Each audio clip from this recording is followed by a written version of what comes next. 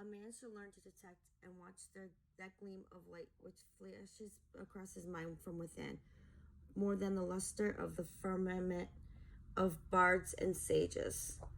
Yet he dismisses without notice his thoughts because it is his. In every work of genius, we recognize our own rejected thoughts. They come back to us with a certain amount of majesty. Ralph Waldo Emerson, page 9 of Mastery by Robert Greene.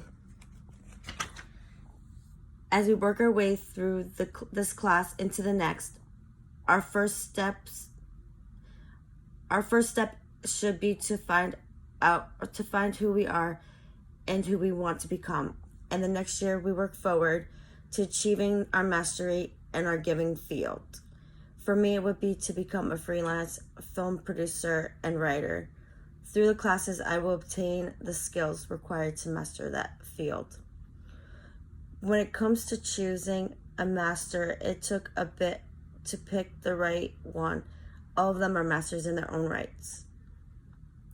For me, it came down to Wolfgang Amadeus Mozart. I chose him specifically for the way he painted pictures with his compositions. It's hard to pick just two questions to ask Mozart, since he has so much to give. But if I had to stick to two questions, they would be the following. Besides growing up with music in the households, what else inspired you to get into music? If you couldn't get into music, what else were you passionate about? Everyone holds his fortune in his hands. Like a sculptor, the raw material he will fashion into a figure. But it's the same with that type of artistic activity as with all others. We are merely born with the capability to do it.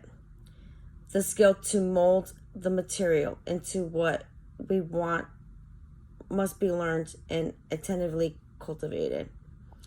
Johann Wolfgang von Goethe, page 1 of Mastery by Robert Greene.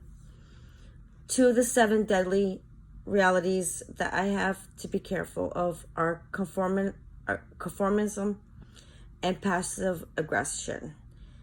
Conformism goes back to my people-pleasing, whereas passive-aggressive leans more toward my fear to have